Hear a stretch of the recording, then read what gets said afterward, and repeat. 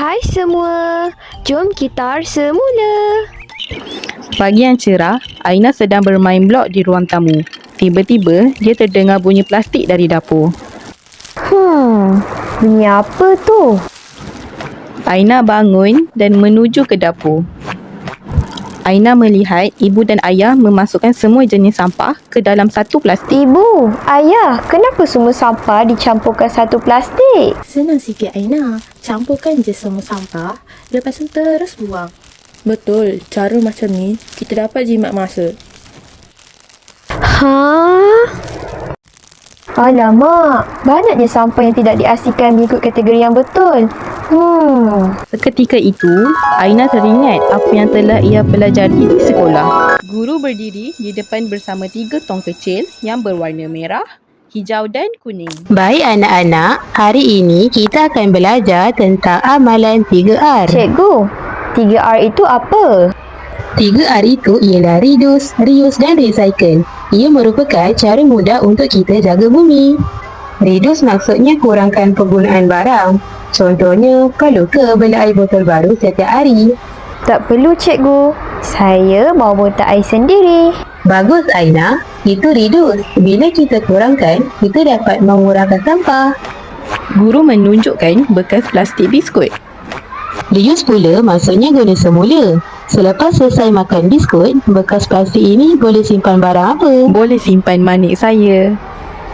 Tepat sekali Alia, itu reuse. Kita dapat menggunakan barang itu lebih lama. Cikgu, bagaimanakah pula dengan recycle? Bagus pertanyaan Aina. Recycle maksudnya kita semula. Kita asingkan sampah supaya boleh dijadikan barang baru. Guru menunjukkan tong merah, hijau dan kuning. Cikgu, warna tong-tong ini untuk apa? Bagus Mia tanya. Baiklah, sekarang cikgu akan menjawab persoalan Mia. Mari cikgu terangkan fungsi dan kategori sampah yang sesuai mengikut tong kita semula dengan betul. Baiklah, sekarang cikgu akan terangkan satu persatu jenis sampah yang betul mengikut kategori warna tong yang betul. Yang pertama adalah tong kita semula berwarna merah. Tong kita semula berwarna merah adalah untuk sisa yang berbahaya seperti mentol terpakai, bateri yang tidak dapat digunakan lagi dan ubat-ubatan yang telah tamat tempoh. Yang kedua ialah tong kita semula berwarna kuning. Tong kita semula berwarna kuning adalah untuk kategori sampah yang selalu digunakan di dapur seperti botol plastik air mineral, bekas minuman, botol sabun pencuci kain, botol dan bekas kaca serta tin aluminium. Seterusnya, yang ketiga ialah tong kita semula berwarna hijau. Tong kita semula berwarna hijau adalah untuk kategori sampah yang selalu digunakan dalam kehidupan seharian kita seperti buku terpakai, surat khabar lama dan kotak pembungkusan. Kalau kita campurkan semua sampah dalam satu tong yang sama je, tak boleh ke cikgu? Tak boleh Alia. Bila kita campur semua sampah atau barang yang telah digunakan dalam satu tong yang sama, ianya dapat mencemarkan alam. Dengan adanya kewujudan tong kita semula, ianya dapat mengelakkan terjadinya pencemaran alam kerana mengamalkan sistem pengasingan sampah yang baik. Kalau semua masyarakat mengamalkan 3R, barulah sungai akan bersih, udara jadi segar dan seterusnya bumi pun jadi sihat. Siapa nak jadi wira 3R? Angkat tangan. Saya, cikgu. Saya cikgu. Saya cikgu. Tak boleh macam ni, ibu ayah.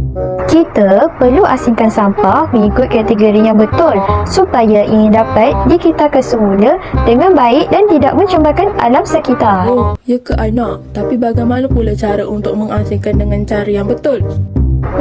Melalui apa yang Aina lihat, sampah-sampah ini perlu dibahagikan kepada 3 bahagian, iaitu mengikut tong kita semula berwarna kuning, hijau dan merah. Kategori yang pertama adalah untuk tong berwarna hijau, iaitu seperti buku terpakai, surat khabar lama dan bahan yang menggunakan kaca. Kategori yang kedua pula adalah untuk tong berwarna merah, seperti bateri dan ubat-ubatan yang telah tamat tempoh. Dan akhir sekali adalah untuk tong berwarna kuning, iaitu untuk bahan-bahan yang selalu digunakan di dapur seperti tin-tin barang masakan yang telah terpakai dan botol plastik. Wah, pandainya anak ayah. Kalau macam tu, mulai sekarang, kita mula asingkan sampah di rumah. Terima kasih anak ibu. Ajarkan ibu dan ayah tentang kita semula. Aina dan ibu bapanya membawa sampah yang telah diasingkan keluar rumah. Aina melihat dua rakannya dan menegur mereka. Mia, Alia. Aina, kami sedang asingkan sampah ni. Ibu saya kata, kalau kita asingkan sampah betul-betul, banyak benda boleh dikita semula, sama macam cikgu ajar. Ibu Mia keluar membawa kotak yang berisi sampah dan mendengar perbualan mereka. Bagus kan anak-anak? Kita jaga alam sekitar sama-sama. Wah, semua orang di taman ini pun asingkan sampah je. Nampaknya Aina memang betul. Kita pun kena buat macam ni. Kan Aina dah kata 3R penting untuk jaga bumi.